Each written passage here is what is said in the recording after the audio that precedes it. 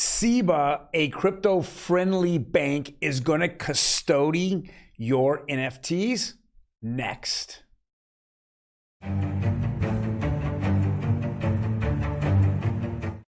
Hello, everyone. We're going to go over that article, an XRP article. Wow, we're moving a ton of XRP and several different NFT communities out there, new things that are happening, and then of course the daily FUD article about how horrible, how much of a scam NFTs are, all today on OG Crypto and NFTs. Welcome everyone, my name is Troy, and today we're gonna go over, and every day we go over the latest in digital assets as well as NFTs. But today is a little bit more special. It is the Halloween, it's the pre-Halloween costume edition. You're gonna see today Emmy, our producer, dress up in a Halloween costume as well. And she's so excited about it. She looks so nice. We're gonna go over what kind of party is she gonna go to this weekend, huh? We're gonna have that. So, but before we jump into it all, go ahead and hit that like button. It really helps out the algorithm. I can't even say that word right half the time. And then, of course, smash that subscribe button. Let's get as many subscribers as we can. We're going to give you the best and latest news in the crypto and NFT space. All right, let's jump right into it. This is revolutionary, very first bank to do it. It's called SEBA. It's a Swiss bank, and they want to custody your NFTs, the blue chip ones. They're not going to want to do anything that's cheaper, you know, on the lower end. They're going to want. They're looking at Bored Apes, CryptoPunks. They mentioned Clone X. We have a blue chip roundup every single week. We're going to have that posted again on Friday this week. But those are the type of NFT collections that they're going to want to do. We're going to custodian. Now, there's a lot that's open here. Now they've come out with it.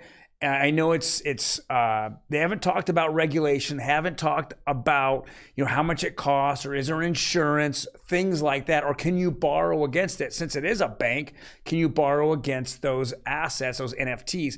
Those things haven't been worked out yet, but right now, this is something revolutionary. I don't know, you know, how much further down the road we're going to see Chase or Wells Fargo, you know, any of the banks that are going to custody any of that, and then you borrow against it like an asset, like a house, get an appraisal on it, and then you can borrow against it. So those are the things that are up in the air, but I just see the very beginning of this particular avenue of crypto really kind of taking off, especially outside the United States, because regulation here is just terrible. Next article. This is something that I've been seeing on a kind of a daily basis or every other day basis, you know, since the beginning of September. Now it's going into October.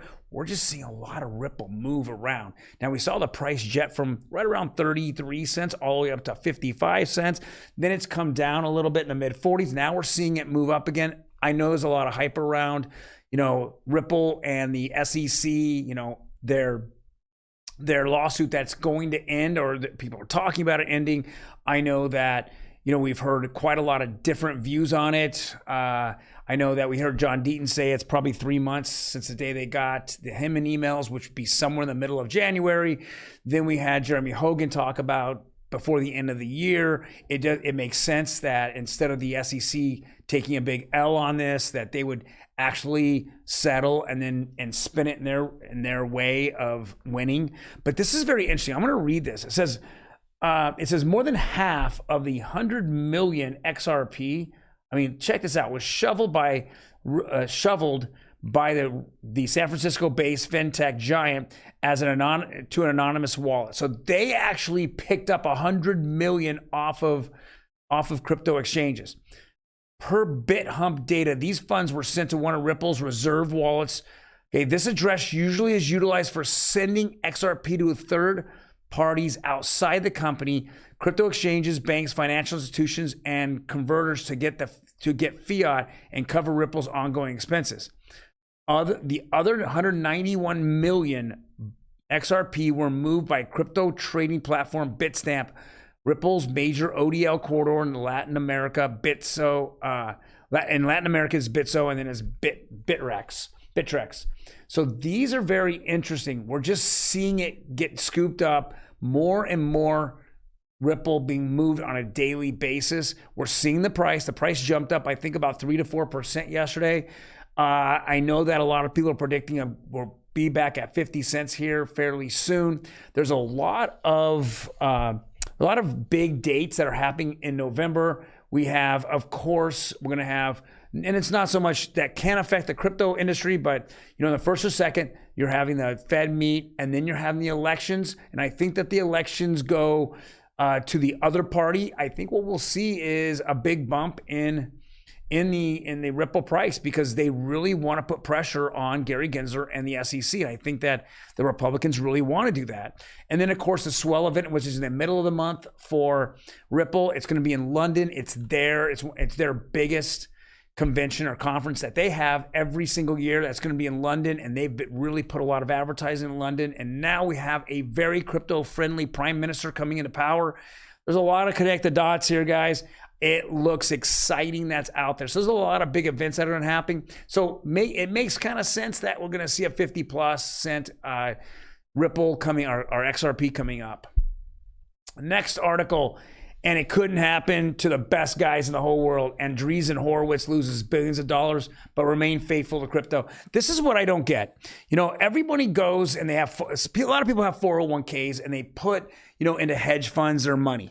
And then you have these experts who are telling you that they know more or better than what you can do with your money. They can do better. Now, if I rewind back to December 2021, and the Fed said they were pivoting, they were completely wrong about transitory inflation, that they had to move the interest rates up. Wouldn't you think that these big hedge funds, including like Celsius and Voyager and Three Arrows Capital, don't you think they would have pivoted and thought it through? But no, they just kept thinking, crypto's going to go up forever. These are the people that are playing with billions of dollars out there. It is ridiculous. It just blows my mind how people send money to bozos like these companies here that are out there taking your money and losing 20, 40, 60% of your money, and you pay them for that? This is their expertise. It is a load of crap. Anyone out there knows that. Anyone that's in crypto long enough has heard it. Even if you watch influencers and you don't listen to all their quote unquote coin picks, they tell you we're in a 4-year market, a 4-year cycle. And what is this the first year of? This is the first year of the bear market. Yet I'm looking at these pro Ethereum people, Andreessen Horowitz, who met with Billy Hinman? Yes, those are the same guys who are burning off their hedge fund money off of anyone that wants to give to them and have faith in them. That's not good. That's not good. I don't even want to talk about it anymore. They make me sick to my stomach. All right. Bloomberg. Hey, we got the FUD story of the day. Bloomberg's massive crypto article derides NFTs as nothing more than a Ponzi scheme. What was that? What was that saying? First, they ignore you. Then they fudge you. Then they sue you. Then they kiss your ass. Well, where's Bloomberg at this? Well, I think they've ignored it long enough, but now it's time to go ahead and fudge you. I think they're in phase 2. If we look at it, a lot of people are in phase 2. Some people just, went past go and went right around that monopoly and went right past go again and said, hey, I'm adopting and I'm accepting NFTs. But look at the media. They're not going to do that. Are you kidding me? They're missing out on billions of dollars. And, is this kind of I'm kind of feeling bad about me missing out article? Next. All right. NFT comic books. The promise, the peril, and the future, what actually holds. Guys, we go on here every single... Actually, you know what? Before I just go on a rant, I'm going to bring on producer Remy. Hi. Woo! Here I am. The devil made you do it, didn't he? Uh-huh. You look fantastic today. Thank you. Wow. You're a little horny? Stupid. It just came out. Look at your horns. Okay. All right. That was a bad Still there laughing at it. All right, here's the headline. NFT comic books, the promise, the peril, and what the future actually holds. Guys, does anyone want to hold a physical book anymore? A physical paper book of a comic? I mean, the second that you wrinkle it, it's worth less. It's all graded, so there's a mess of grading that's out there. Yeah. And everyone who owns a comic book says it's a higher grade, Yeah. which is thousands and thousands of dollars. It doesn't make any sense. But this is starting to make sense as it being an NFT, a collectible which you can open up. Yes, definitely. I know we reported on how Marvel does have some stuff available. I forget on which VV. on VV. There we go, on VV. I think this is very interesting, and the way that we've seen Marvel and superhero stories have so much success once they partnered with Disney. Mm-hmm. I think the book, whether it's comic or graphic novel or manga, whatever category of art it is labeled, will have a similar effect once it partners with the. Mm-hmm. Well, what's exciting is that all those big time older comics, I mean, Fantastic Four #1, Superman #1, you know, all these. Guess what? They're all. Yeah. And then they keep releasing them, and they keep releasing them in different rarities. So this cover is got 1,000. You know, they release 1,000 copies of it, or 1,000 NFTs of it. Then this is released at 800, 500, 15 of them, Mm-hmm. and then the price of the book is. Yeah, I think the way they structure it will definitely be important.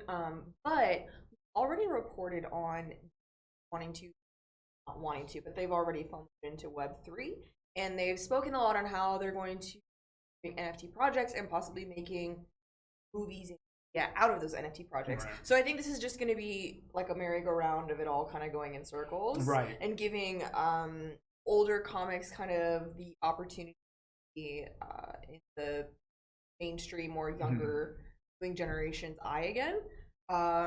Yeah, I'm curious about this. I really like comic books, so I'd love to see it happen. So I think this is going to be a finer connection for the audience that are out there, for the fans.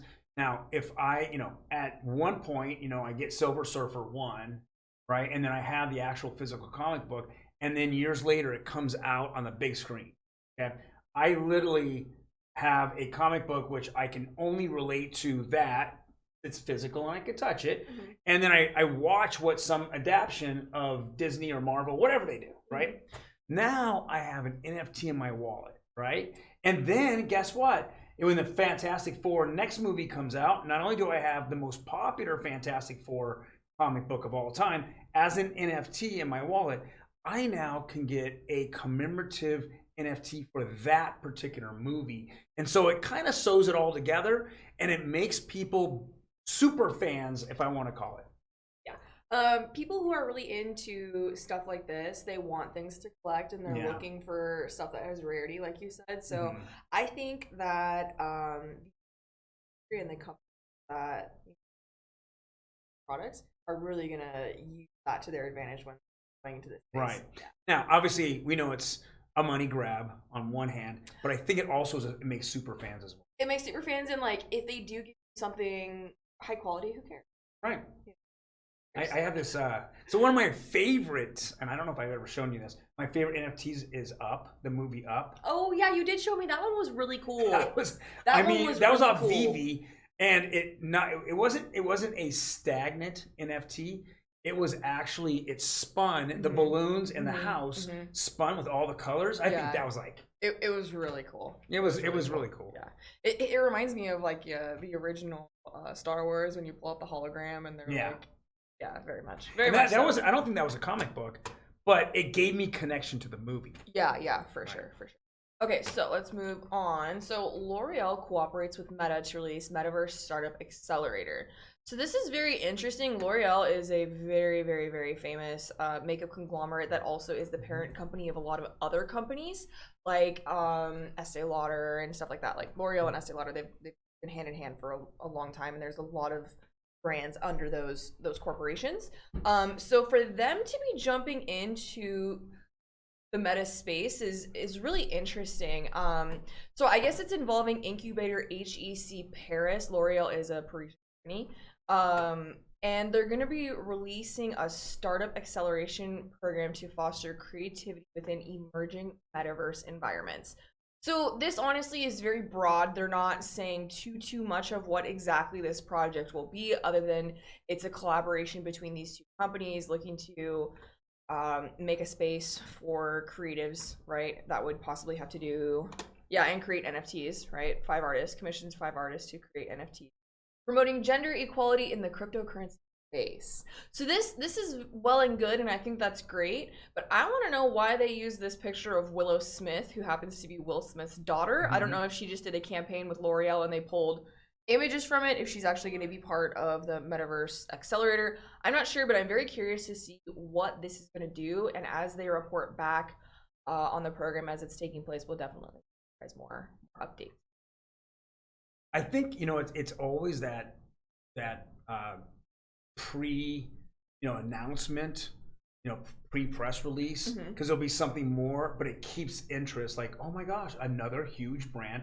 And this might be a reaction to an Estee Lauder, right? Yeah. Saying they're gonna do NFTs, right? Yeah. So now I gotta be relevant, yet I haven't really put my ideas together. So I think this might be something, but it also just keeps showing that it doesn't matter what industry is, it's all adapting to Web3 and what is the crypto space like in France? Is crypto accepted? Absolutely. Yeah. I mean, so it's maybe that has to do with it too. Right, and it's, you know, it's probably building and building, just like everyone building. It's that generation of, you know, younger people that are just building this. Because I think it's important to understand the type of brand that L'Oreal is. Yes, here in the States, it's just something you buy at Target or Walmart. But when you go to France, like L'Oreal has a physical store at the Champs-Élysées, that very expensive shopping area by the Arc de Triomphe. People who travel there, it's very known. So I'm curious how this is going to unfold big time. Yeah. Okay, so next story. Lil Durk combines music and games on his forthcoming GTA-based NFT release. GTA means Grand Theft Auto. It's a really obnoxious video game where you run people over and beat them up and take their things. You know, run people off the road. I mean, I don't get why you're so anti. I'm not anti. I'm just, I don't know, giving a very... Don't you love the Trenches All Access Pass? So apparently this Trenches All Access Pass gives you exclusive access to the private Grand Theft Auto roleplay server that Lil Durk and his OTF gaming company designed and developed. So apparently they have a waitlist of over 15,000, and if you get this All Access Pass, you get right in. Yeah. So that's kind of interesting. I think the utility that they're giving it is pretty neat. I'm not a video game person, but I think it's interesting because the limited edition in-game wearables and first dibs on the impending music IPO. So it's really interesting how he's trying to put music and games together along with Web3 and NFT. So I'm just like, all right, Lil Durk. Yeah, it doesn't look like that money grab, does it? It looks like, okay, it's a well thought out. Yeah. It's been well thought out, and GTA has actually accepted that, right? And he's gonna add his music, and he's gonna add, wearables that are just, that are gonna be exclusive to him. So, just very interesting. Yeah, this is very interesting, and how, a lot of times in the music industry for a while, when I was still recording, it was a 360 deal. So when you signed a deal with the record label, you got like a set amount for certain things, instead of saying I get so many points on this record and that equals such and such royalties. So I think this is a way for artists to be able to have a little bit more control and use their creations to make money, being able to outskirt the label just a little bit. Right. Well, I mean, it's more probably creative control by the artist, as well as it's direct to artists. Not there's no middleman that's negotiating and taking or 15% or controlling the entire transaction. It goes back to creators are actually getting the money directly. Yeah, so this is cool. I like this a lot. Well, guys, thank you very much for joining us today. Another edition of OG Crypto and NFTs. I hope that these NFTs are the NFT area or industry is just becoming so exciting and so interesting than ever before. Yeah. And every day it's just like you want to wake up and say, what's the next article? What's the next article? Very much so, yeah. Well, thank you very much. And again, We're all dressed up here for Halloween. Happy Halloween. Happy Yep. Halloween, guys. You guys take care. Bye.